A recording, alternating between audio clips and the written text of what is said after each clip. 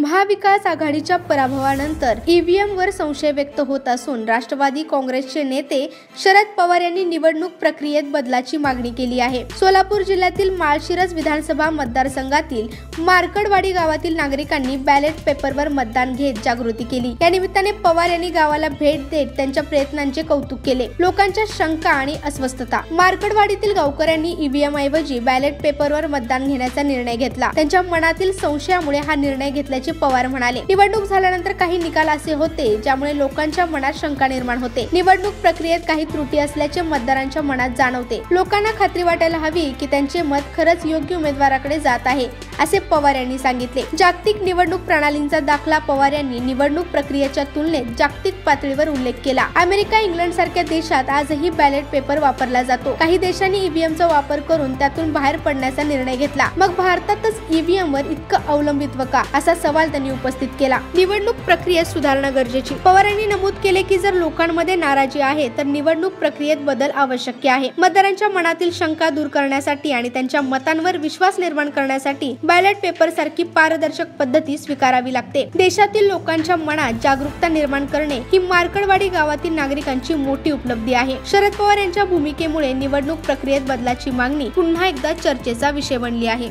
लोकांच्या लक्षात आले नाही की या गावकऱ्यांच्या लक्षात कसा, आणि तुम्हा सगळ्यांचं अभिनंदन आज देश करतोय, याचा आनंद आम्हा सगळ्यांना आहे। हे घडलं कशाचं? परवा झालेली निवडणूक, आणि त्या निवडणुकीतून निकाल लागतात, लोक निवडून येतात, कधी पराभव होतो, काही तक्रारी येतात, नाही असं नाही। पण संबंध देशाला, संबंध राज्याला निवडणुकीच्या संबंधीची आस्था हे असताना त्यांच्या मनात शंका काय येते, याचा अर्थ निवडणूक पद्धतीमध्ये काही शंका निर्माण झाली आणि मतदार जो आहे त्याला खात्री वाटते। म्हणजे काय, आता आपण ईव्हीएमद्वारे हे मतदान घेतो, तुम्ही मतदान दाबता, त्याच्यानंतर तुम्हाला कळतं आणि तुम्ही समाधानी होता मतदान झाले म्हणून। पण काही निकाल असे आले की त्यामुळे तुमच्या मनात शंका, आणि एकट्या तुमच्या मनात नाही, अनेक गावच्या लोकांच्या मनात शंका आली,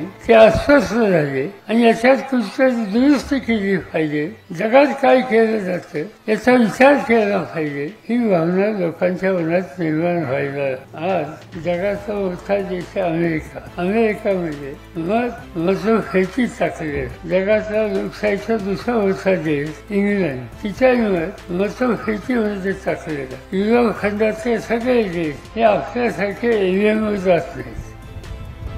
अमेरिकेनं आणि काही देशांनी एकेकाळी ईव्हीएमचा विचार केला, पण त्या सगळ्या देशांनी निर्णय घेतला की आता हे ईव्हीएम नको, काय असेल ते लोकांना मतभेदी टाकायचा अधिकार हा आपण दिला पाहिजे, आणि त्यांचा दिला। आता जग करतंय, आमचा घातलं का?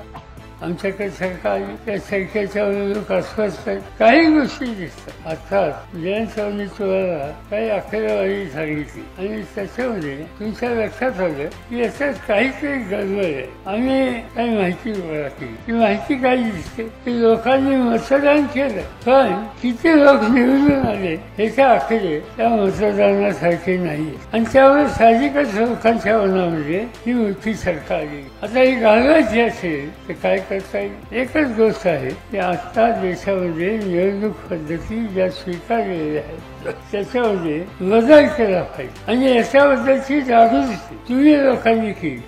मला काही काही गोष्टीचं असं वाटलं, मी इथे यायचं ठरवलं 4-5 दिवसाच्या पूर्वी, आणि त्याचं कारण तुमचं मतदान झालं, आणि त्याच्यानंतर तुमच्या मनात शंका, आणि तुम्ही असं ठरवलं की आपल्या गावात फेर मतदान आपण घेऊ।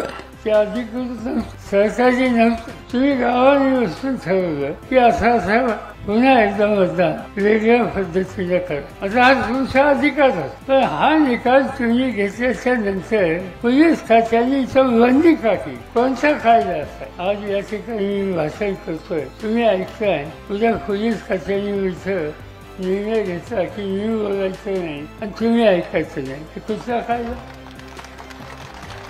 असं कुठं कायदा आहे?